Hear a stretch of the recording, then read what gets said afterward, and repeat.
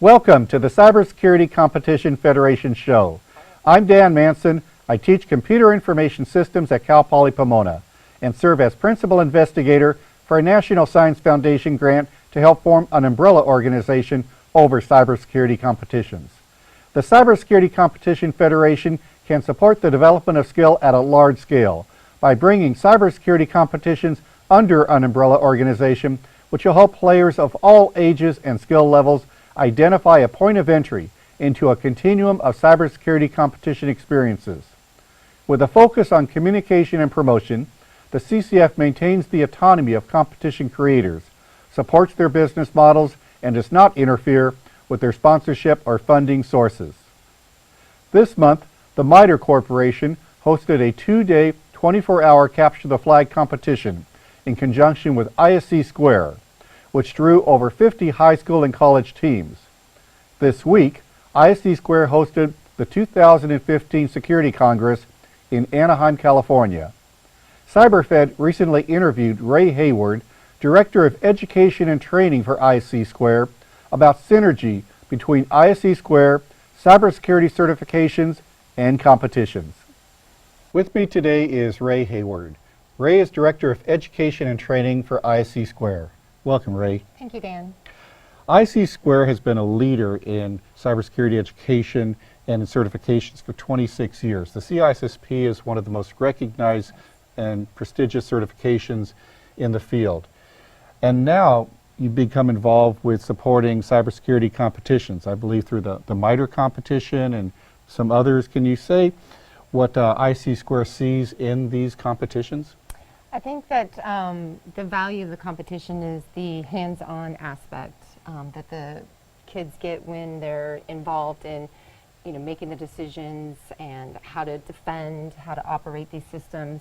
And that ties into our certifications. We have 10 certifications within our portfolio. They range from entry level, our mid to entry level, to our very specific in the cyber forensics. So where you get into the cloud environments and the cyber forensics aspects of it, you need to have that hands-on expertise to get hired. Have you seen synergy between the students that get involved in these competitions and motivation to go after these certifications? I think so. We do support the MITRE. Our foundation provides scholarships through that competition. Through our global academic program, we did sponsor several other competitions across the United States. And we're trying to get more and more involved because there is a large value in supporting that mechanism. ISC Square does a workforce study and has some very interesting findings in the last study about the gap between the need and the supply. Can you talk about some of the things that you're involved with that are helping to address that shortage? Yeah, so we work, most of our certifications, actually all of our certifications are mapped to the NICE framework. So we've kind of aligned with them from an education perspective. Our training and education and training are all out on the NICS portal. Mm-hmm. And we feel that there's a lot of, it's really important because we see through our study that that gap is only getting larger, that people are coming out of college and going into this industry without the technical skills. And so employers are saying that they're not hiring them because they don't have the requisite skills to do the job. So they have to bring them on board and then train them themselves. So it's kind of like, how do we solve that problem? Are there directions that ISC Square is going in making their certifications even more current? You mentioned the National Initiative for Cybersecurity Education. Mm-hmm. Do you think that in the future you may look at having some of the aspects of your certifications tied to competitions? Absolutely. I think that is one of our certifications is the SSCP, and it's more of our mid to entry level certification, and it's definitely our most technical outside of our cyber forensics certification. And I definitely feel that tying that and mapping those KSAs to the competitions would be very, very supportive for everything. What would you say to the students out there that are looking for how to best develop their portfolio to go into the workforce, and the combination of what they can do in taking classes and looking at certifications like ISC Square and becoming involved in the competitions. Is there a synergy between those three? Absolutely. So one of the things that, one of the goals that ISC Squared has is to help work and create this career development path. I definitely feel that education and certification is really important and relevant for everyone. When you are certified, certifications are experiential based, which means that you have to have a certain amount of industry experience in order to get the certification. And they require continuing professional education, which means that you've dedicated your life to continuing to educate yourself as a professional and be up to date.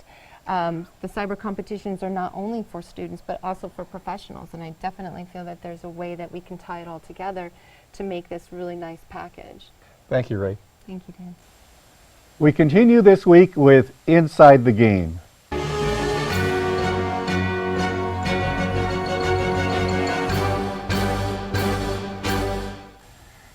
With me today is Jason Pittman. Jason, welcome. Thanks, Dan. Hey, everybody. Jason, we just saw a very interesting segment with Ray Hayward. Ray's been involved with our federation, attended, I believe, just about every workshop. She's passionate about the value of competitions, as well as being passionate about the role ISC Square can play, not only with certifications and not only with cybersecurity education, but in supporting competitions. It's evidenced by their support of the MITRE competition. How much synergy do we have between certifications and competitions? I think it's a fantastic question, Dan. My answer is in two parts.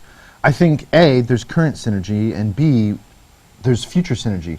With the current synergy, if we take a competition and we put it in the center, certification and knowledge are kind of juxtaposed around it, where through a competition I can demonstrate knowledge, right? And through a certification I can demonstrate knowledge. So there's this kind of cool interplay in this world of how do I demonstrate knowledge, whether it's to a class, to an employer, to my peers. You have competitions and certifications working kind of together right now to evolve the workforce. I think that with these professional associations, they have a real opportunity. I've talked to them about the value of competitions and the value of their certifications and asked, well, you need to make your certifications more hands-on, more competency-based. You know, I think there are ways to start integrating what we do in competitions into these certifications. And I think that as you go through the process of getting a certification, they should consider giving some type of credit for participation and success in competitions. You know, whether it's going to substitute for part of the work experience, or maybe even be a separate requirement that, or a separate option that you can play in competitions, and that helps you get the cert. Well said, Dan. And for me, that's the future synergy. You know, for some reason in IT is an overall sphere, we've gotten into this culture of certifications not having value. And there's actually some research around that. People's popular opinions, that is. However, when we look at other professional verticals, physicians, lawyers, plumbers, accountants, they all have continual requirement to certify their knowledge base.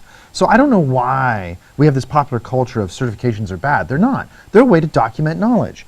What I'm interested in the future synergy that you just hit on is, if we take the CISSP, for example, it's a hallmark certification. And if we take the example of a student that's doing a scholarship for service, so they're guaranteed to work in the federal workforce for a couple years, they'll never reach a certain pay grade unless they have that CISSP. But that certification requires work experience. So how do you do that? Cyber competitions, my friends, let them be an equivalent or an alternative to work experience. Well said. Jason, how are Uncle Jimmy and Aunt Edith doing? Do we have some news from them this week? Yeah, you know, they actually dug into a very current competition and they looked at one prior, so I think they have some good stuff.